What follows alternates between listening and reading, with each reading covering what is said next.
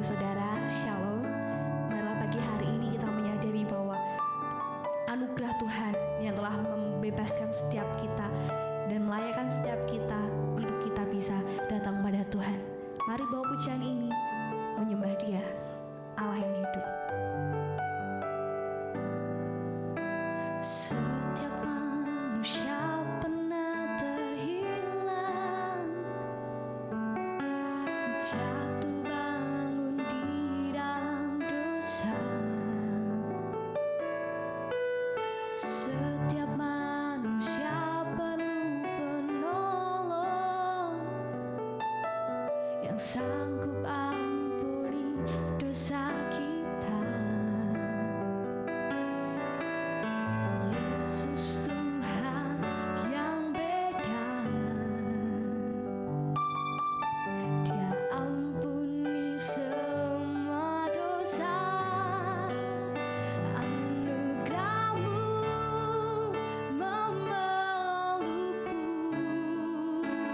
anugerah-Mu pulihkanku, anugerah-Mu bebaskanku,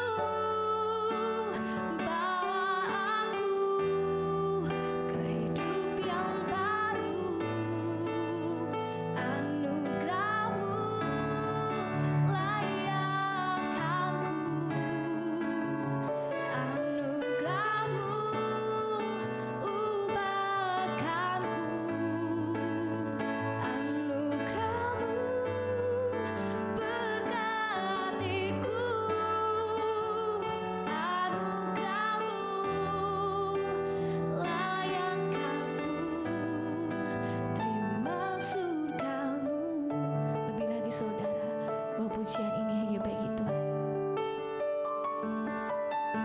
Setiap manusia pernah terhilang, jatuh bangun di dalam dosa. Setiap manusia perlu penolong yang sanggup ampuni dosa kita. Yesus Tuhan yang beda, Dia ampuni semua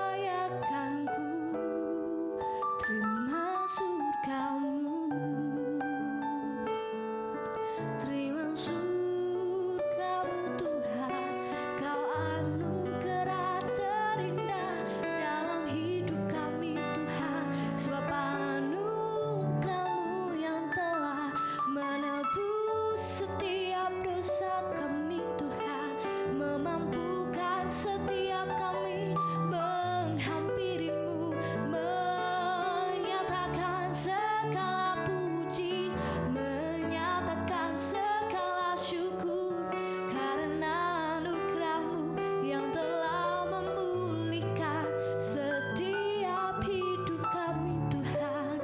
Haleluya Yesus, kami puji Engkau Tuhan. Haleluya.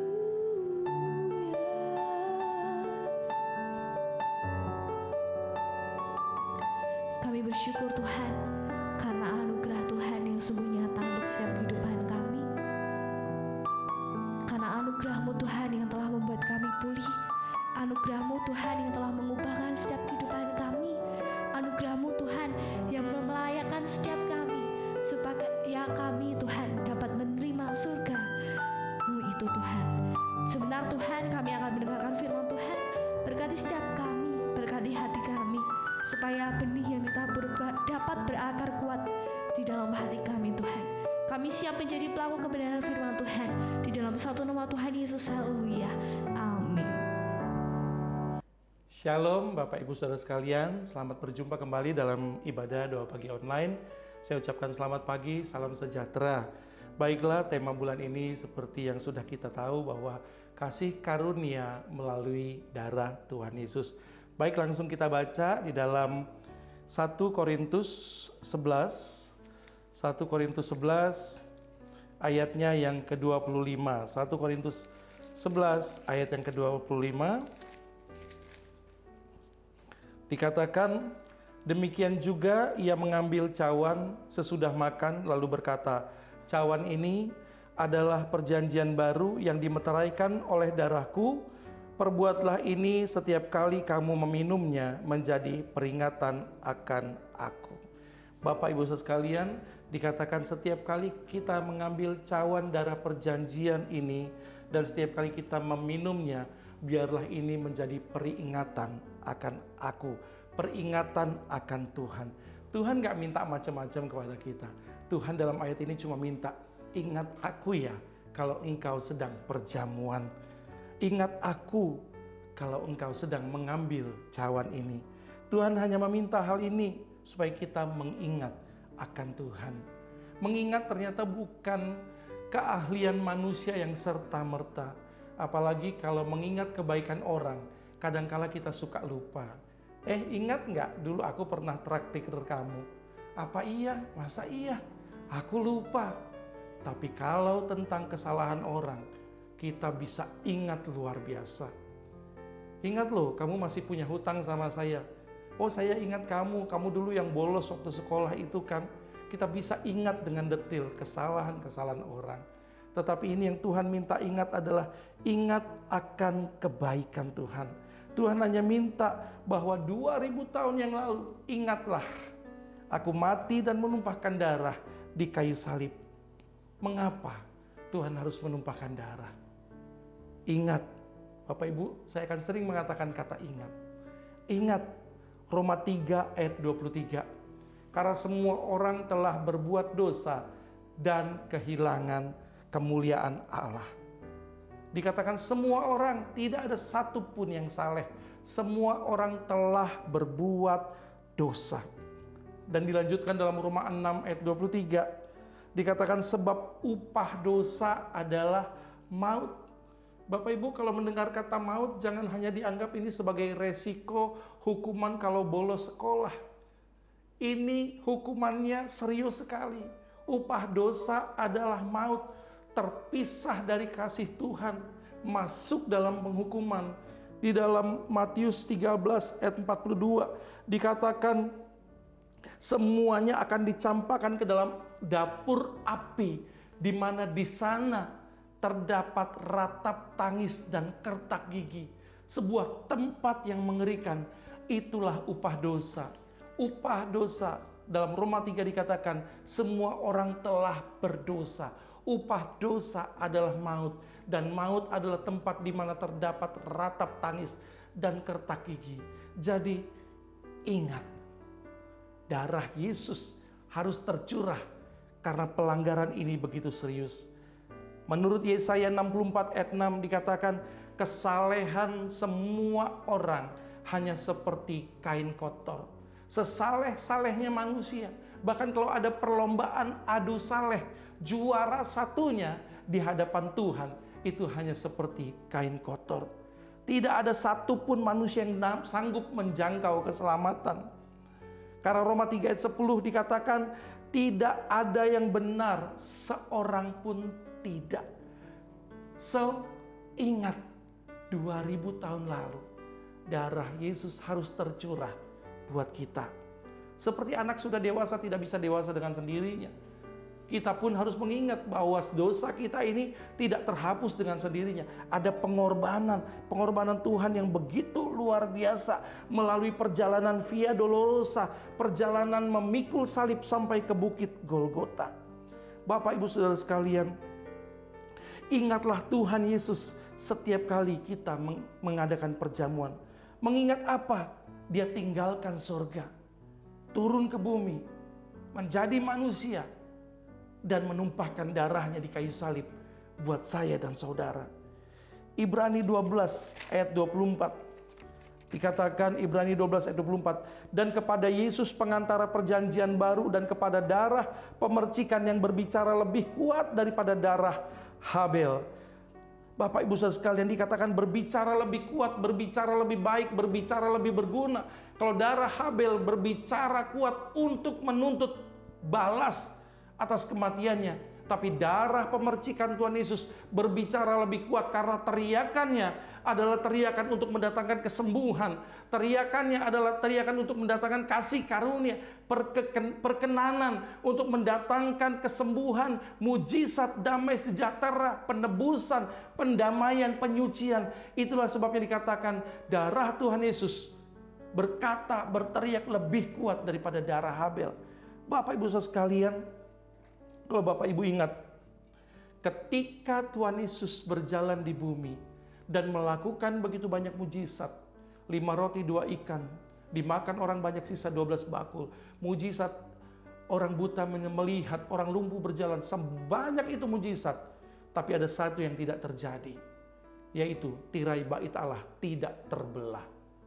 Karena untuk tirai bait Allah terbelah, haruslah darah itu ditumpahkan.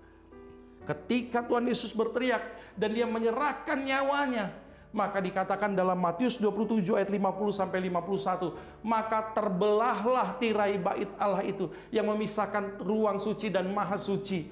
Bapak Ibu sekalian, terbelahlah tirai itu sehingga terjadi pendamaian antara manusia dengan Tuhan. Ketika darah terakhir itu tercurah, maka terjadilah pendamaian.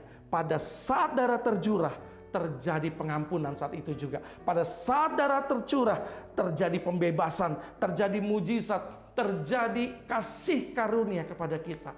Oleh sebab itu Bapak Ibu sekalian, saya tidak berpanjang lebar. Tuhan hanya berkata kepada kita, ingat aku ya, ingat, untuk kehidupan kekalmu ada darahku yang harus tercurah. Sebab itu adalah kasih karuniaku bagi engkau, bagi setiap kita. Haleluya. Tuhan Yesus memberkati.